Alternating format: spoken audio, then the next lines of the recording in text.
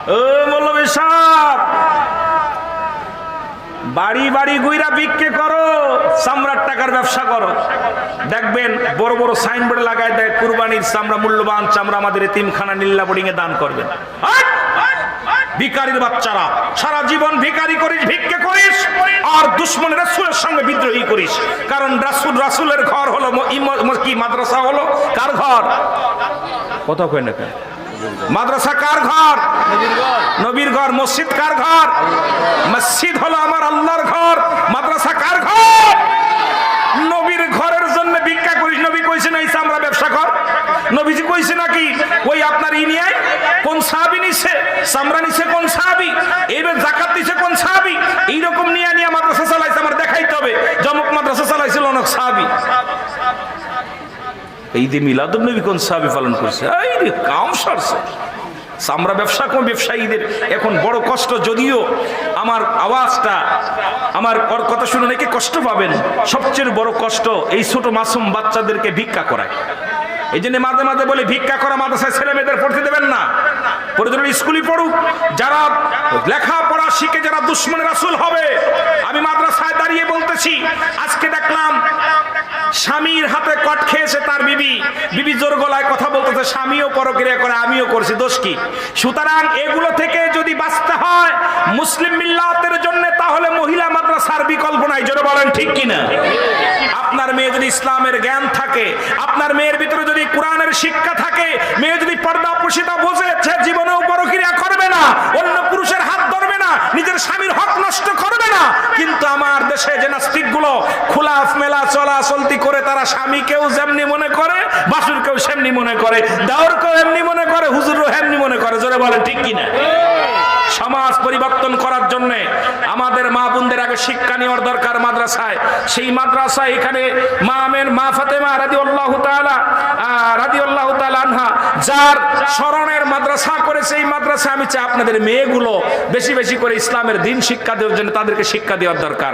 ওখানে হেফজখানা শুধু ওখানে নয়, সারা বাংলাদেশে যত মুসলিম মাদ্রাসা যত আছে, যত সুন্নি আকীদায় যত হেফজখানা নুরানি শাখা যা আছে, এই মাদ্রাসাগুলো আমাদের সন্তানগুলো দেওয়ার দরকার আছে কিনা, যাতে করে আমার নবীকে গালি দেওয়া থেকে ওরা বাঁচে। যারা বলেন ঠিক কিনা? আমার মাদ্রাসা আপনারা জানেন, আমার মাদ্রাসা মা আমেনা সিদ্দিকিয়া মডেল মাদ্রাসা। আমি এক হুজুর রাখছি মাঝে, হুজুরের সংকট।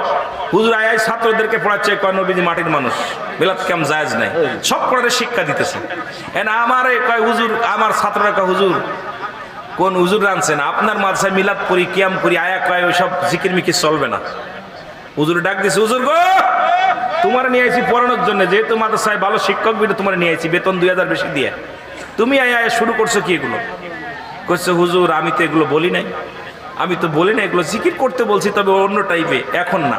মাগরিবের সময় আমাকে প্রতিদিন করে, সপ্তাহে একদিন জিকির করে, তোমার কষ্ট হয় কেন? আমার ছাত্রগুলো নিয়ে বলছে কেন? কয় নবীজি নূর না তো মাটি। আমি কই মাটি তোর গায়ে মাটি আছে কোথায় দেখা? তোর গায়ে মাটি আছে কোথায় দেখা? কয় হুজুর সবই তো মাটি। আমি দেখাতে বলছি, দেখা। কথা বুঝেননি? এই সমস্ত তাদের সাবজেক্টই হলো মানুষকে বিভ্রান্তি করা।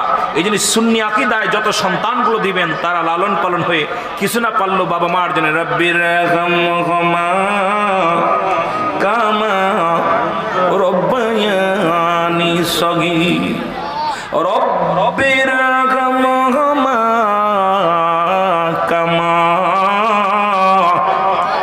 রব্বায়ানি সগীর।